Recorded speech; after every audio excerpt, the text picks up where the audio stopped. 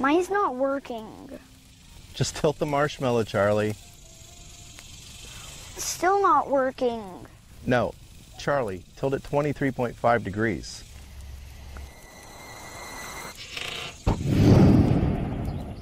Oh yeah. There you go. Ball, Earth, Logic. Ball Earth logic is highly contagious. If you encounter Ball Earth logic, immediately research Flat Earth.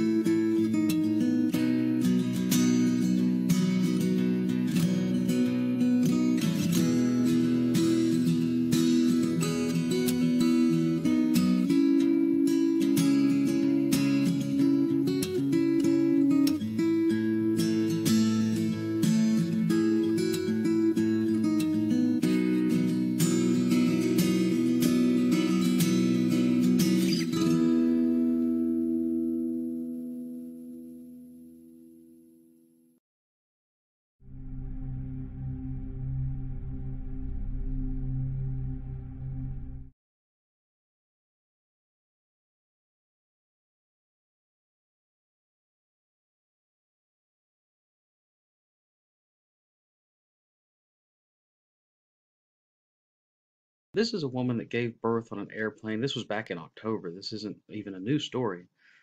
But I'm not going to play the video because I don't want any copyright problems. But here's another one from CNN too. It's a legitimate story, so please look it up. The story is they were going from Bali to LAX. They had to make an emergency landing in Alaska because a woman gave birth on a plane, which is kind of a cool story anyway. But there's a problem with this. This just says they landed in Alaska, but you can do a little searching to find out that they landed in Anchorage, Alaska. So if you look at that on a map, Anchorage, Alaska is up here off the coast of the tail of Alaska, I guess. It's where the water meets the land right here. That's where Anchorage is. The problem I have with this story is that if we live on a globe, flying from Bali to LAX and having to make an emergency landing way up here in Alaska doesn't make any sense. This scale down here is 1,000 miles. So at some point during this flight, supposedly when she had the baby on the plane, they had to make an emergency landing, what, 2,500 miles off course? I mean, more than 2,000 miles off course, no matter where they were, to get up there. Does that make sense to you? If we live on a ball, this has to make sense to you. Let's just say they weren't going to LAX. Let's say they were flying to Alaska. Well, when you book a flight from Bali to Anchorage, look at this. The 19-hour flight goes to almost a full day. But that's where they made their emergency landing. So they go from this. She has a baby at some point on this flight. They need to make an emergency landing. So they zip up here. I wonder how fast they landed in Alaska. I wonder how long they were actually in the air. Because if this flight was 19 hours and they had to stop prematurely, I'm assuming they were in the air less than 19 hours. Wouldn't you assume that? Would you assume that they kicked up their flight, 4 hours or so? Yeah, me neither. So in thinking about this, I looked at it in a different way. If you look at it on a flat Earth map, and you're going from Bali to LAX here in Los Angeles, Anchorage, Alaska is on the way. So if somebody had a baby on the plane and they had to stop somewhere, this makes perfect sense. Again, if you're going from Bali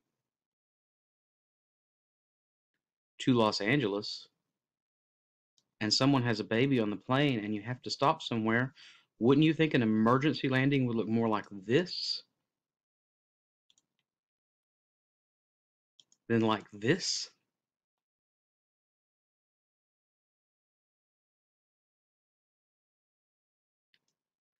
I'm not saying this map is perfect.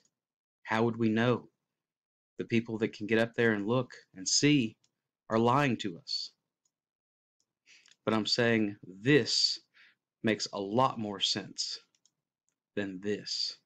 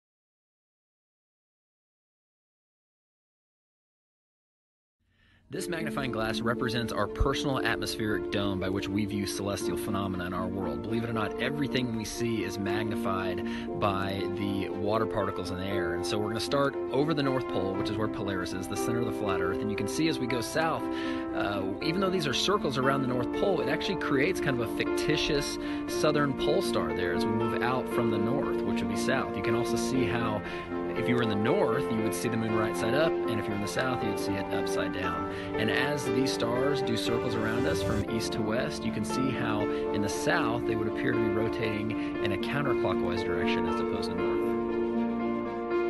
We all know that the stars rotate counterclockwise when looking at the north, and so you get the confusion of people saying, well, what about the south? They rotate the other ways. Well, let's watch. You can see that they lift to the upper right, going up that wall, counterclockwise. So let's keep following that. Remember that, up this wall, up the wall. Keep rotating to the right, up the wall, keep going a little bit more, up the wall, up the wall. We're getting towards the south, they go up the wall. Look at that. Now they go clockwise. That's all it is. There is no southern pole star. They're all rotating the same direction. It's like a big tunnel rotating above us.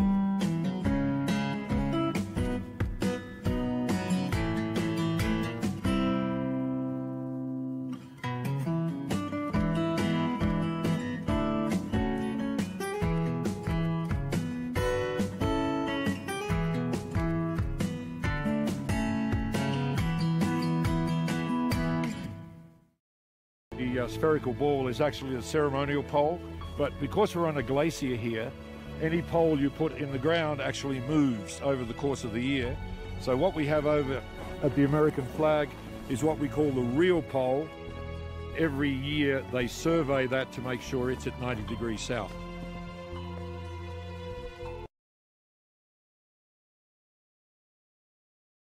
The spherical ball is actually a ceremonial pole.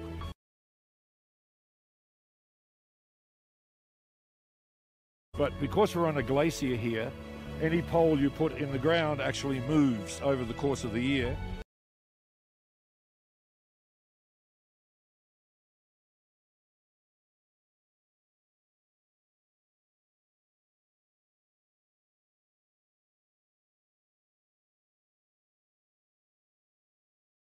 So what we have over at the American flag is what we call the real pole.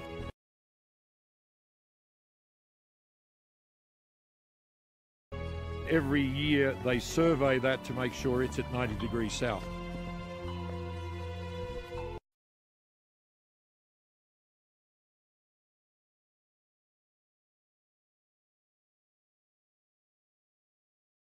So what we have over at the American flag is what we call the real pole. All right, move on. Nothing to see here. Please disperse. Nothing to see here, please.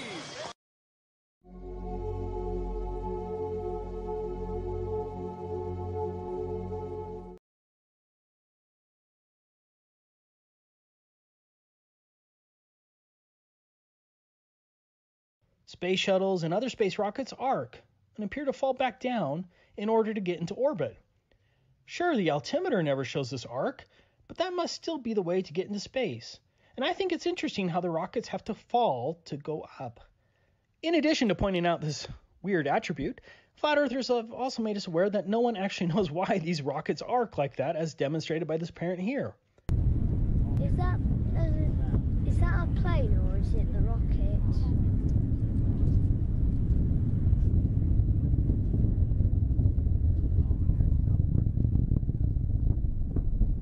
Was that the rocket lifting off? Yep, that's it. That's a noise. I've never heard it before.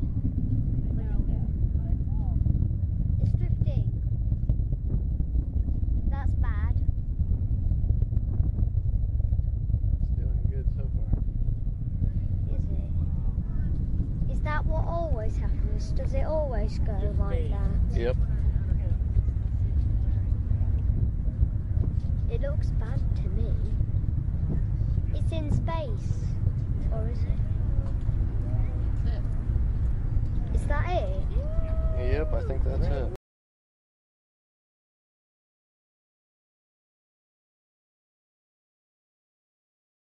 Right in the middle.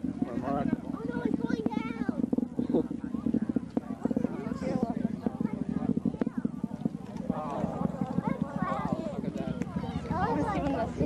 Well, Mark. I did. It's going down.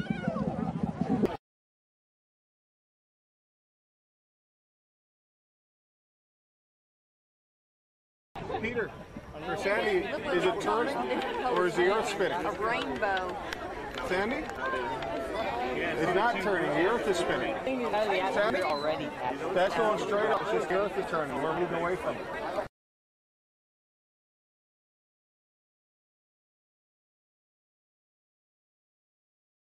This just makes me laugh because those kids are so dumb that they don't understand that the rocket only looks like it's falling because the Earth is turning. I don't understand why these space rockets look like they're falling back into the ocean, but we do know that they're in space because look at this actual NASA video of a satellite. And those dumb flat earthers say there are no actual photographs and videos of satellites in space. Boy, they're wrong. Well, I think it looks so ridiculous and impossible. And you can tell it's real because it looks so fake, honestly.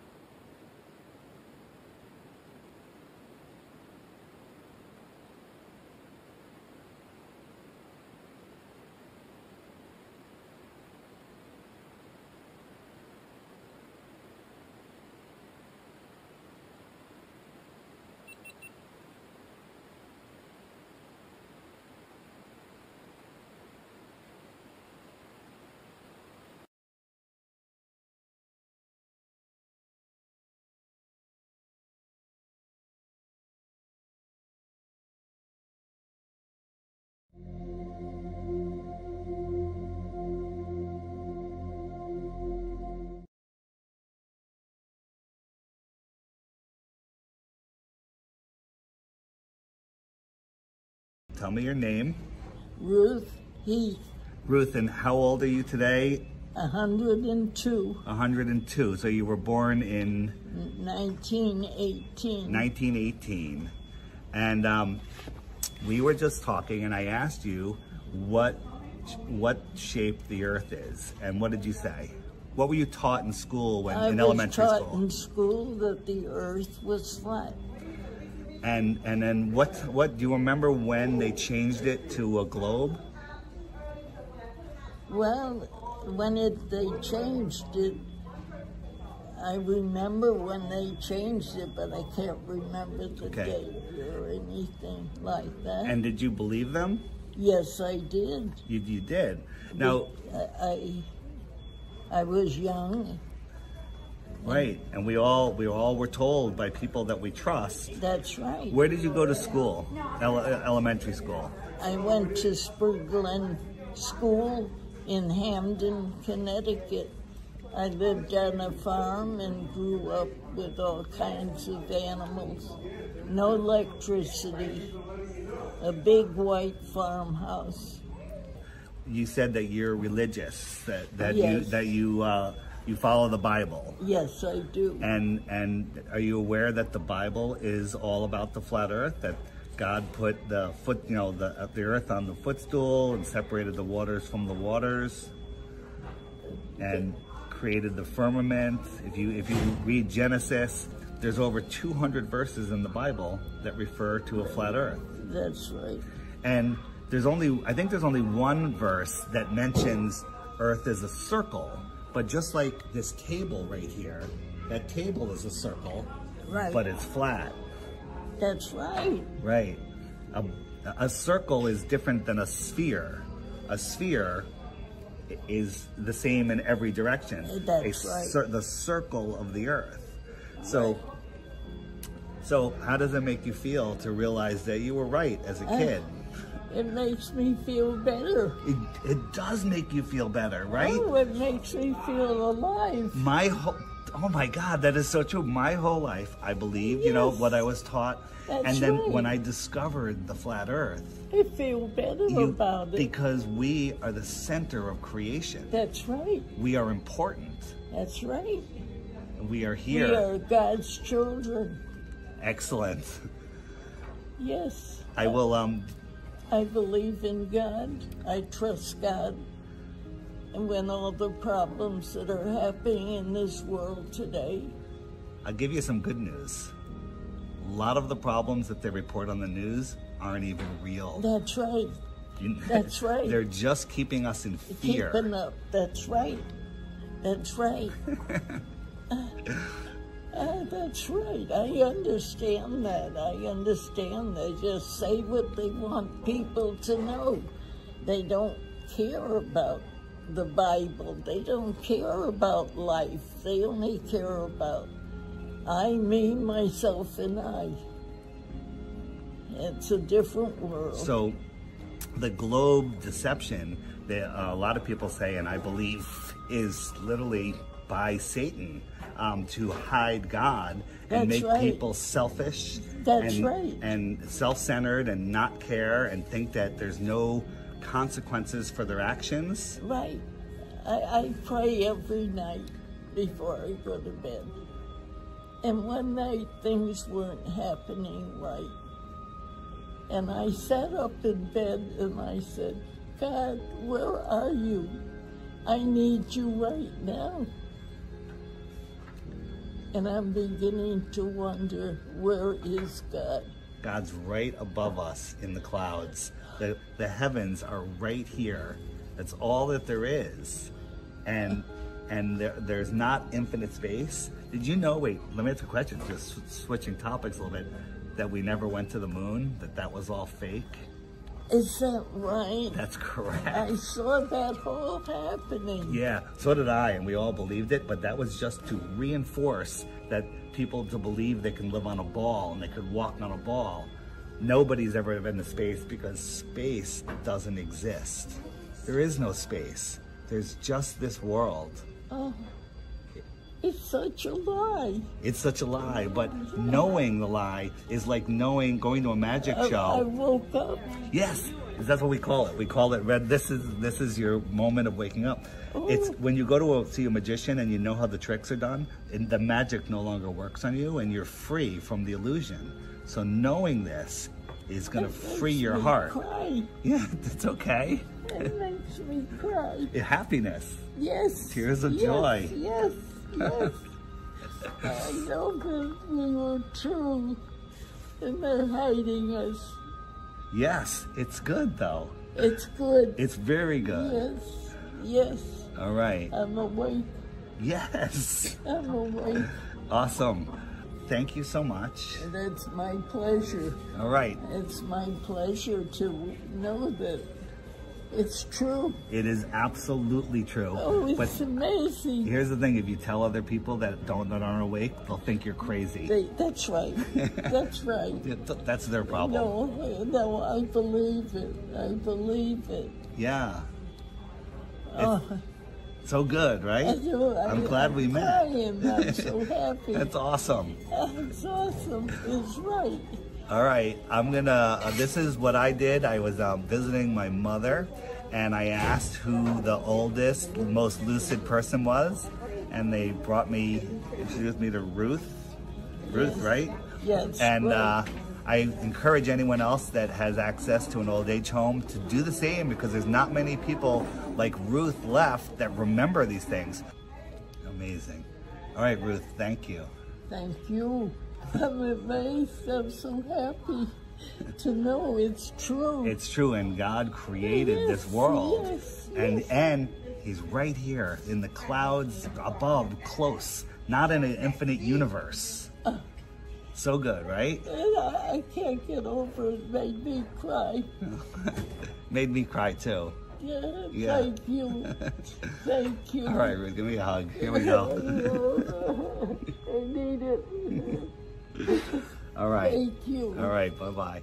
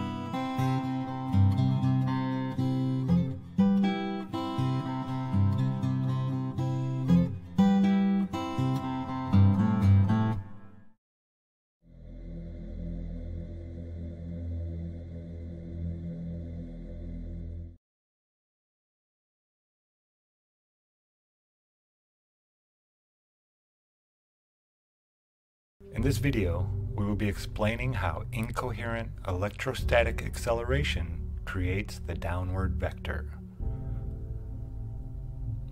Gravitation, a word which many do not comprehend, is a theory that was created to explain the paths of the luminaries above and what keeps them in orbit around other bodies, including our Earth.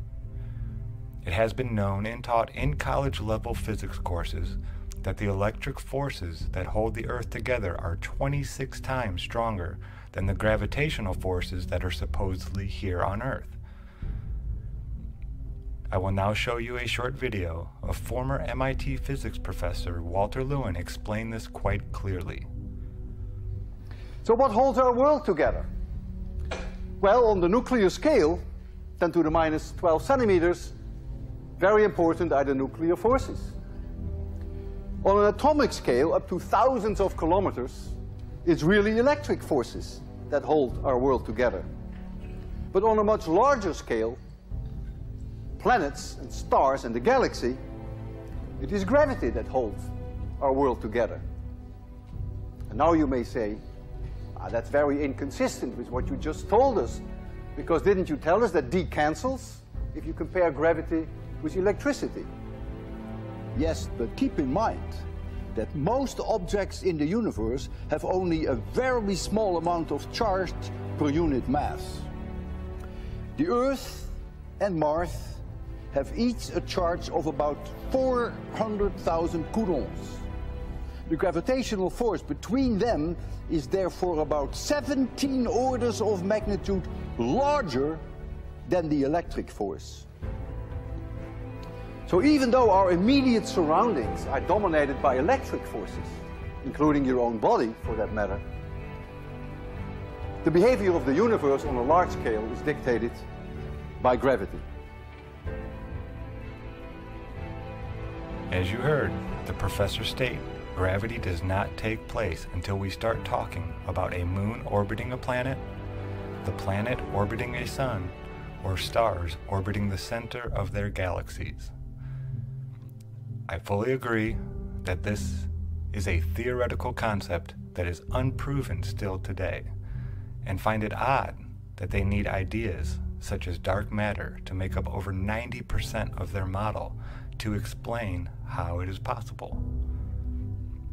Having said this, I completely understand people's reluctancy to use gravity in any kind of discussion about the place we live.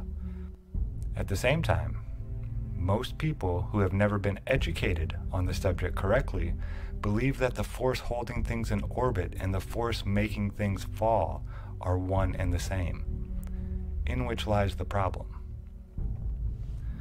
It is hard to explain how this place works when most do not know how the laws of electricity control the world around us. I will try in this video to explain how incoherent electrostatic acceleration works while using examples that can be recreated by anyone. To start out, we will take a look at Earth's electrostatic field. This is important because we, along with all the matter in this known realm, are inside of an electrostatic field. The Earth itself has a measurable negative charge compared to the air above it all across the plane. As soon as you leave the surface, there is a positive charge in the air around you that grows in electrostatic potential the further you go up towards the sky. It is a steady, gradual rise in potential, which tells us, according to the laws of electricity, that we are between two Gaussian surfaces. A Gaussian surface is simply a surface that encloses or distributes a charge. If there were only one surface, the rate at which the positive potential grew would be different. Knowing that we are between two Gaussian surfaces, we can also know that certain phenomenon will take place in all matter within the electric field, or area between the two surfaces. For this topic, we will first look at polarization through electrostatic induction.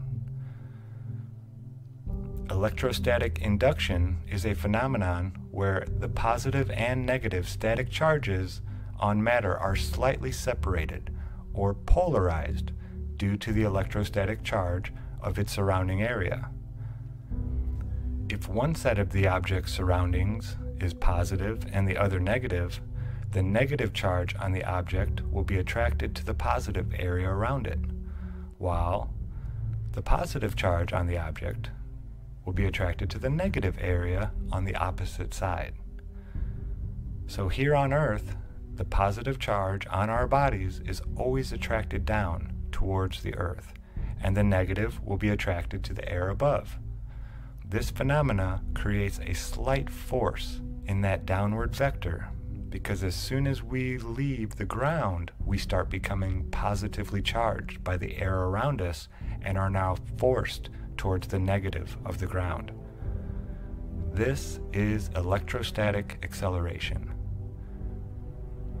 One might think that the attraction from above and below would cancel out completely, but it is the electrostatic gradient that creates a flow from the positive above to the negative below. Think of the Earth as a flat strainer, and there is a constant flow of water from above, moving very slowly, always applying a force in a downward direction. This would be considered a vector. The electrostatic potential difference getting stronger as you rise from the Earth will keep a steady pressure from above at all times until it reaches the Gaussian surface above. When we reverse the polarity of the electric field and put a negative surface above a positive one, we can reverse this electrostatic phenomenon and get things to stick to the upper plate as if it were the ground. This works with all types of matter. You can move wood, iron filings, and even human hair with these forces. Believe it or not, you can even get water to bend. If the vector lines created between the two Gaussian surfaces are curved, all the matter will follow these field lines as well. In this demonstration, instead of using a flat plane, I use two circular objects as my Gaussian surfaces. You can see that as the water settles after being sloshed around by me turning the wheel on the Van de Graaff generator, it comes to rest with a curve in the surface following the electric field lines between the two spheres.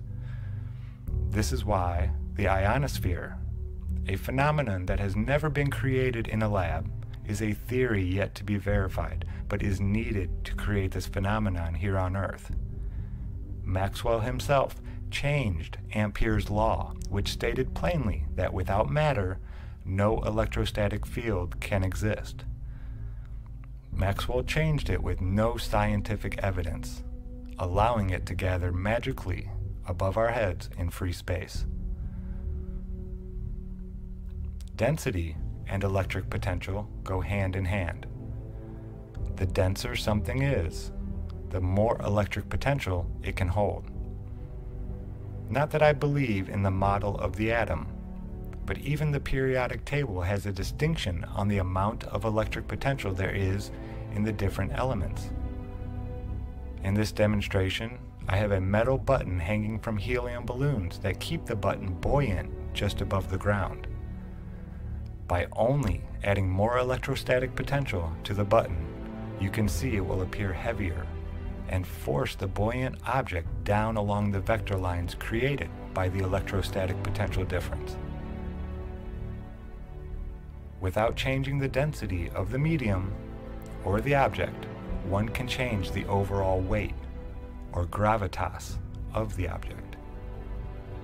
To do an actual experiment on the topic of gravitation, this variable of electrostatic acceleration must be taken into account at all times. Now we will take a look at how different electric potentials of gases act in this electrostatic medium we live in. Gases have different electric potentials, just like all matter does. The gas molecules that can hold more potential than those gas molecules around them are theoretically more dense and will have a stronger attraction towards the negative ground below. When these gases are carried along the downward vector by these electrostatic forces, the lighter gas gets displaced and becomes buoyant until it finds a place with the same electrostatic potential. This is why we have a pressure density gradient, and are told the noble gases work their way up into the higher elevations and collect in layers above.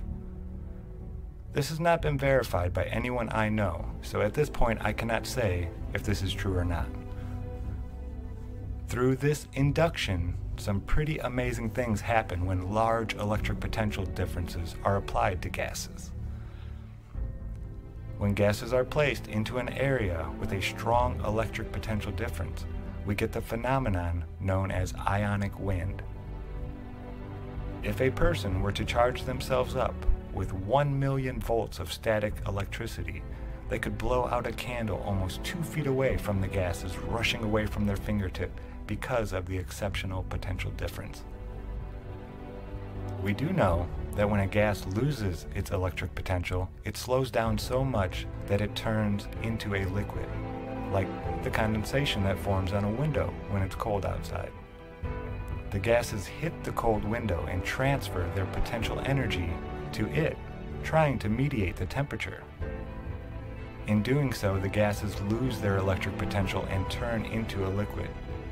Down here near the surface, the system is very dynamic, with all the plants and animals breathing, low altitude weather patterns constantly cycling, and Earth releasing gases from the deep at all times. We will never see all the gases lose their potential and turn into a liquid anytime soon, I hope. Now we will get to the incoherent part of the phrase. It is called incoherent because it is not completely polarized, like a magnet, but only slightly on its surface through electrostatic induction. A magnet, with all of its potential stored on opposite sides, would be considered coherent. Now these forces are very weak, and only apply a slight pressure along the vector they create. All other pressure mediations, such as buoyancy, atmospheric pressure, and temperature, are certainly stronger, but nonetheless, these weak electrostatic forces are ever present in the world around us, and I fear the day they may come to an end. Again, I fully understand people's reluctancy to use the word gravity when speaking of this place we live, so instead let's call it what it really is: incoherent electrostatic acceleration. Let's teach those just finding out the nature of this world in which we live the correct way. The fact that we live in an electric realm with a static electric field you yourself can go out and measure tells us without a doubt that these well understood laws of electricity create the downward bias phenomena we witness all across the plane.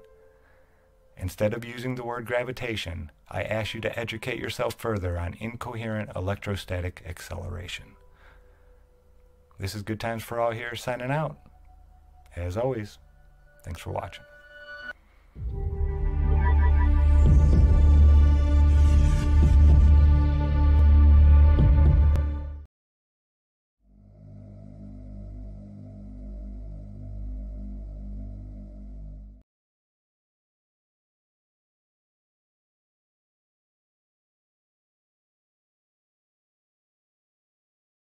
The science is the same of that of a lens. Here's a simple example. So if you're looking at Chicago here, just maybe now you can just see the top of the Sears Tower, and if our simulated temperature inversion moves into place, hopefully now you can see pretty much all of Chicago, see all the lower buildings, including what's at ground level.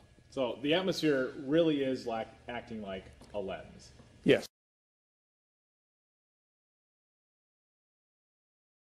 Science is all about testable, observable, and repeatable data, right? So to alleviate the problem of distorting the edges because the magnifying glass ring is too small, I went on Amazon and I got these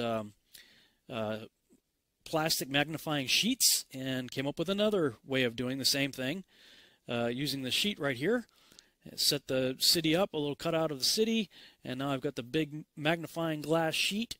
Bring the camera right up to the lens. See, that's the normal view of the city. Now let's back up again. The science is the same of that of a lens. Here's a simple example. So if you're looking at Chicago here, The atmosphere really is acting like a lens. yes. Atmosphere really is acting like a lens, and this is how much of the city is missing due to the lensing effect, the magnification of the atmosphere. You're missing, a good portion of the city just by pulling my iPhone back on a 3-foot long desk. That's how much I lost of the city. We're all the way up against the glass. Now let's zoom across the lake, and wow, look at that. The lower portions start to disappear. Now let's zoom back in to get a little closer to the one that Captain Baltard was talking about here. And wow, look at this. Here's his image on the right, and here's my image on the left. Missing the lower portions of the city had nothing to do with curvature whatsoever. And this, of course, is my answer to the meme that you've all seen being passed around on Facebook showing the missing part of buildings is absolute proof of the curve. No, not really.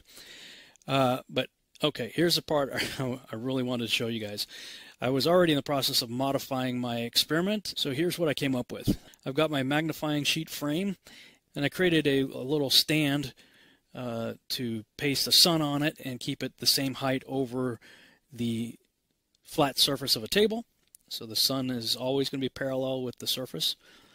And check this out. All right, here's the first test of a sun moving over a flat surface. And with no atmospheric magnification, it does what we might expect it would. It gets smaller as it goes away from us. All right, now let's see what happens when we add in our atmospheric magnification. Again, water and refraction. Water causes magnification and refraction, right? So let's bring the sun back. Oh, check this out. Refraction bends the light downward. It made the sun set on a parallel surface as it was moving parallel, the same height, the whole way over a flat surface. The refraction caused the sun to set.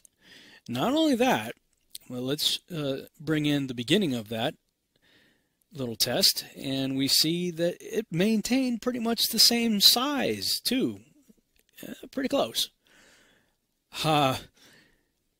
And of course, that's because as it's moving away, the magnification is still taking place. And so even though the sun's further away than it was in the beginning of the test, the magnification basically preserved the same size, and the refraction made it set. Now, I'm just going to put forward a crazy idea for you to think about.